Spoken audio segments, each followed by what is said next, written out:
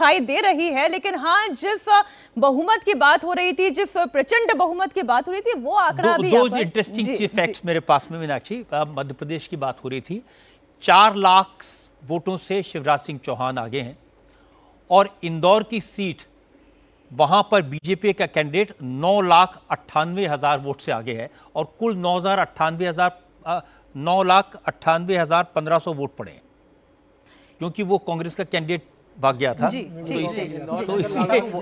तो वो ये सीट मुझे लगता है ये इतिहास बना देंगे इसी बड़े लेकिन इसी इंदौर सीट को लेकर बड़ा इंटरेस्टिंग फैक्ट और है नोटा को लेकर। नोटा को करीब 1.5 लाख वोट मिला है इंदौर में, क्योंकि लोगों को जो कैंडिडेट वापस लिया, इससे लगा कि ये तो गलत बात है। केरला की 2 सीटों पर ध्यान दिलाऊंगा। सुरेश गोपी भाजपा के 64,000 वोटों से आगे चल रहे हैं और राजीव चंद्रशेखर शशि थरूर के अगेंस्ट में 16,000 वोटों से आगे। शशि थरूर को पार्लियामेंट में शायद इस बार ये एक सरप्राइज है। तिरुवनंतपुरम में शशि थरूर के खिलाफ करना ये सरप्राइज है। सर, मैं ये कहती थी कि इंडिया टीवी देखो, लाखों का इनाम जीतो वाला जो है वक्त आ गया है और वक्त तीसरे सवाल का है। पहले दोनों सवाल के रिस्पांस में दर्शकों ने बहुत सारे जवाब भेजे हैं। लाखों लोग कॉन्टेस्ट में पार्टिसिपेट कर रहे हैं। रजत जी, तीसरा सवाल भी आप पूछ लीजिए। ठीक है, तो एक और बड़ा आसान सा सवाल आपसे पूछना चाहता हूं। दर्शकों को ये बताना है किस राज्य में लोकसभा की सबसे ज्यादा सीटें हैं। ऑप्शन आपके पास में ए महाराष्ट्र और बी उत्तर प्रदेश। और प्रोसेस एक बार फिर से मैं दर्शकों को याद दिला दूं, प्रोसेस बहुत आसान है। जवाब देने का सिंपल तरीका है, अपने मोबाइल फोन पर टाइप करें Q3 स्पेस A। अगर आपको लगता है ऑप्शन ए है वो सही है तो आप ए प्रेस करें, और अगर आपको लगता है ऑप्शन बी सही है तो फिर आप टाइप कीजिए Q3 स्पेस बी और इस मैसेज को सेंड कर दीजिए 9509885885 पर। याद रखिए, कुछ लकी व्यूअर्स होंगे जो कि इन सवालों के सही जवाब देकर लाखों के इनाम जीत सकते हैं। तो 3 सवालों का वादा था, तीनों सवाल पूछ लिए गए हैं। अब आप वो लकी विजेता बन सकते हैं। एक बार फिर से हम चर्चा कर रहे थे और दिया कुमारी इस वक्त हमारे साथ जुड़ गई हैं। बहुत स्वागत दिया जी इंडिया टीवी पर आपका। राजस्थान का जो नतीजा था वो क्लीन स्वीप तो नहीं, लेकिन क्लीन स्वीप के नजदीक भी तो नहीं। यहाँ पर कांग्रेस पार्टी ने आपको बहुत अच्छी टक्कर दी है। कुछ सीटें कांग्रेस पार्टी के सीधे सीधे झोली में जाती दिखाई दे रही हैं।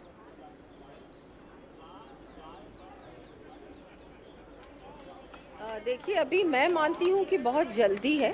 अभी सिर्फ 12:30 बजे हैं और बहुत सारे जो राउंड्स हैं उनकी काउंटिंग बाकी है और कई बार आखिरी के राउंड्स ही हैं जो डिसाइडिंग फैक्टर होते हैं। तो मुझे लगता है कि अभी बहुत जल्दी है किसी नतीजे पे आना, और आखिरी में आप देखेंगे कि हमारी ही जीत होगी और ज़्यादा से ज़्यादा सीटें भारतीय जनता पार्टी के ही पक्ष में आएंगी।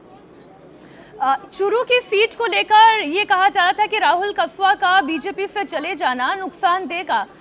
अभी जो रुझान है उसमें तो ये दिखाई दे रहा है। देखिए, मैंने जैसे कहा कि अभी बहुत जल्दी है।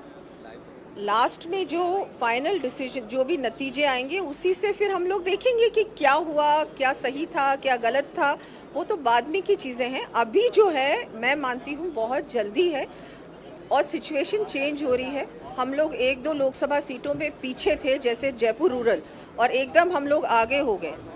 तो इसलिए अभी कुछ भी कहना बहुत जल्दी होगा और मुझे लगता है कि 3-4 बजे तक ही कुछ सामने स्थिति आएगी कि हम लोग कहाँ स्टैंड करते हैं। फिर भी देखिए, बहुत खुशी की बात है कि भारतीय जनता पार्टी आप की कितनी सीटें सरकार तीसरी बार बनने जा रही है केंद्र में। मैं तो मेजॉरिटी एक्सपेक्ट कर रही हूँ कि हमारी ज़्यादा से ज़्यादा सीटें आए, 25 की 25 सीटें आए, क्योंकि अभी कहीं भी फाइनल परिणाम नहीं आया है। 3 सीटें भारतीय जनता पार्टी जीत चुकी है, कांग्रेस 1 में आगे है, लेकिन अभी कोई भी फाइनल टैली नहीं आई है। तो जब तक फाइनल टैली नहीं आती, नतीजा नहीं आता, हम लोग कुछ भी कहने की स्थिति में नहीं है। संजीव जी एक सवाल पूछना चाह रहे हैं। आप भी राजस्थान से आते हैं। संजीव जी पूछें। संजीव श्रीवास्तव बोल रहा हूँ। दिया जी नमस्ते। ये बताइए कि इतनी चर्चा थी कि अगर अच्छी परफॉर्मेंस नहीं होगी 25 में से 25 या 25 में से 20, अभी तो 25 में से 14 दिख रही हैं, तो राजस्थान में नेतृत्व परिवर्तन की भी चर्चा थी कि क्या पता नेतृत्व परिवर्तन हो, पहले आपकी भी चर्चा थी कि सीएम तो आप बनने वाली थी, तो क्या सच में कुछ चेंज होगा क्या? क्योंकि कहीं ना कहीं तो अकाउंटेबिलिटी होगी ना स्टेट में, क्या नहीं, हुआ नहीं, उसका? ऐसा कुछ भी नहीं, ऐसा कुछ भी नहीं। देखिए ये सब चीज़ें, इसका जवाब तो मुझे नहीं लगता कि मैं दे सकती हूँ, लेकिन ऐसा कुछ भी नहीं होने वाला।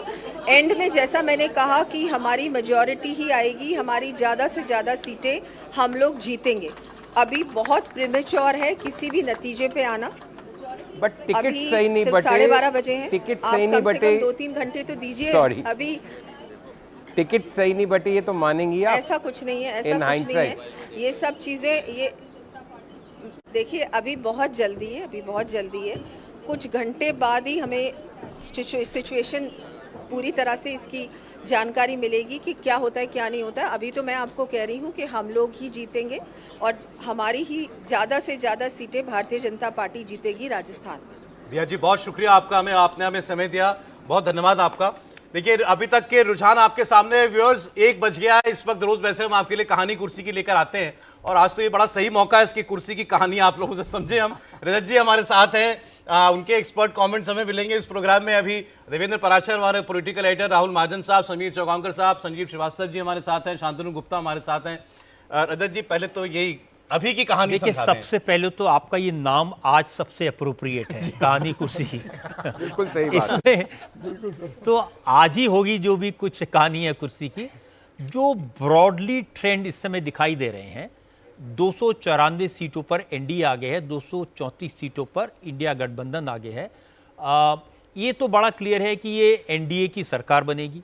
ये भी क्लियर है कि नरेंद्र मोदी तीसरी बार प्रधानमंत्री बनेंगे। और ये भी क्लियर है कि ये गठबंधन की सरकार पहली बार उनको बनानी पड़ेगी, क्योंकि बीजेपी 272 का मार्क क्रॉस कर पाए इसमें शक है। दूसरा पक्ष यह है कि बहुत सारे मत अभी गणना होनी है, कई जगह मार्जिन बहुत कम है, 25-30 सीटें ऐसी हैं जहां पर 500-600 के मार्जिन हैं, गाड़ी किधर भी जा सकती है। लेकिन एग्जिट पोल हमें जिस चीज़ का अंदाज़ा नहीं दे पाए, वो अंदाज़ा ये असली पोल दे रहा है, क्योंकि जो रुझान शुरुआती होते हैं वो फिर कंटिन्यू रखते हैं। ये अब तक अनुभव है, बहुत कोई मिरेकल हो जाए, चमत्कार हो जाए तो अलग बात है, बट बाय एंड लार्ज ये जो ट्रेंड्स हैं ये कंटिन्यू करने वाले हैं। इसमें 2 बड़ी स्टोरीज हैं केंद्र की अगर छोड़ दें तो। आंध्र प्रदेश में तेलुगु देशम पार्टी और बीजेपी की सरकार, और वो लैंडस्लाइड विक्ट्री है, बहुत बड़ी विक्ट्री है। जिस तरह की सरकार वाईएसआर चला रहे थे, जिस तरह से उनके बेटे ने सरकार चलाई, उनका जो दबदबा था, उस आधिपत्य को खत्म करना आफ्टर ऑल ये कोई आसान बात नहीं है।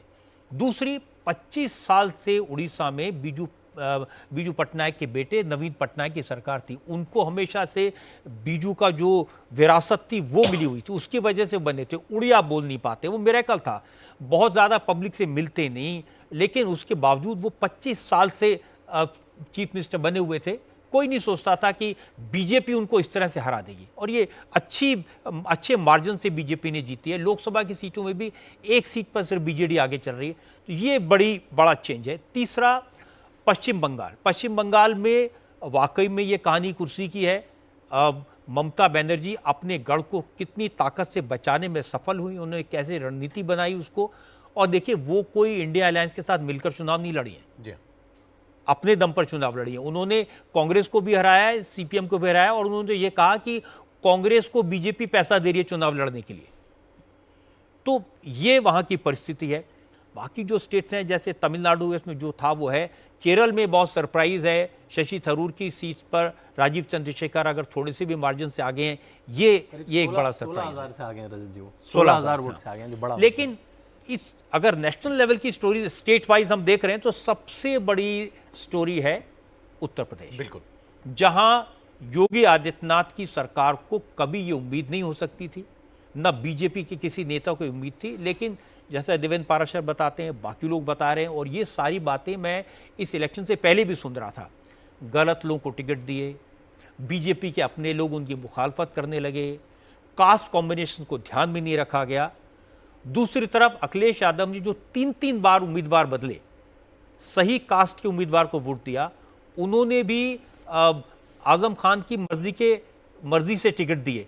इन सब बातों का असर पड़ा है, और उत्तर प्रदेश ने इस पूरे चुनाव की जो स्टोरी थी उसको बदल दिया।